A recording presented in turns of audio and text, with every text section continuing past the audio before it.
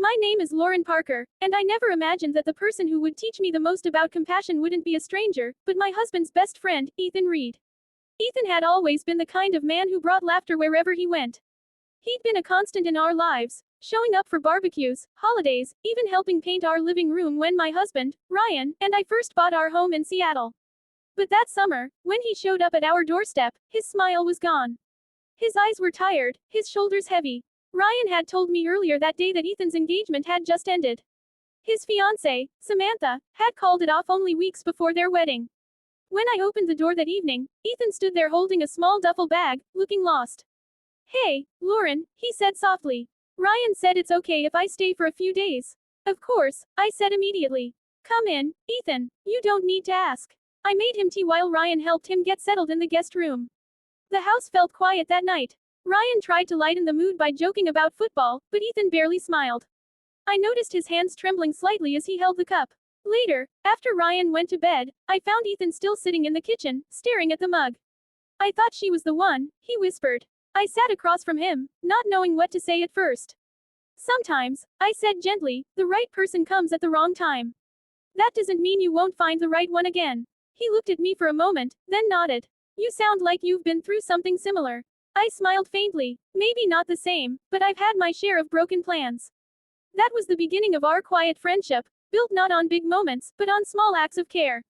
Over the next few weeks, Ethan stayed with us. He started joining me in the mornings while I watered the garden.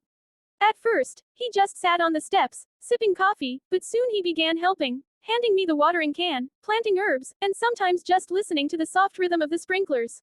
One morning, he said, "It's weird how silence can be healing." "It's peaceful," I replied. "It reminds you that life goes on, even when you feel stuck." He nodded thoughtfully. "Yeah, I need that reminder." As the days passed, I could see glimpses of the old Ethan coming back. The way he laughed at Ryan's terrible jokes, how he teased me about my obsession with organizing the pantry, how he smiled more easily.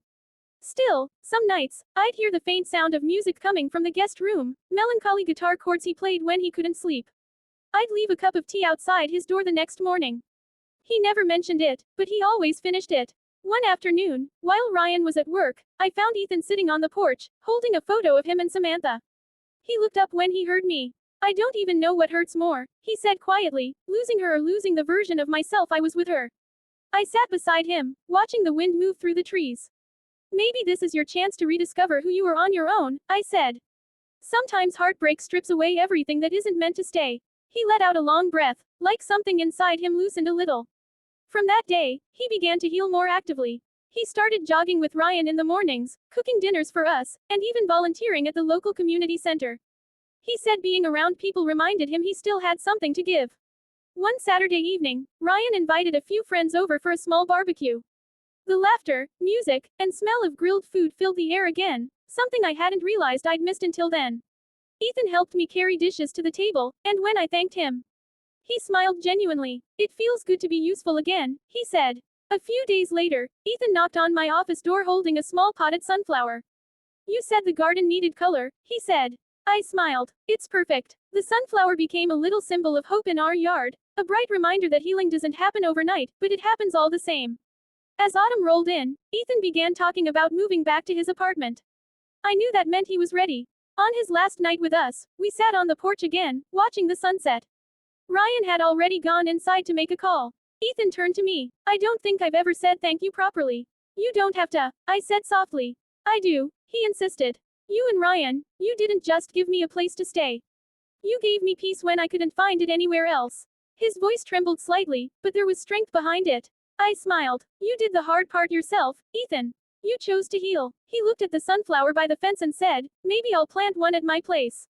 A reminder. We laughed, and it felt light again. After he left, the house felt a little emptier, but also calmer, like a chapter had closed in peace.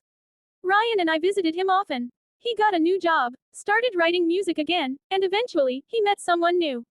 Months later, he brought her over for dinner, a kind woman named Olivia, whose laughter filled the room easily. Ethan looked at her the way he once looked at Samantha, only this time, there was something different, something steady. After dinner, he walked with me to the porch. "Remember when you said heartbreak strips away what's not meant to stay?"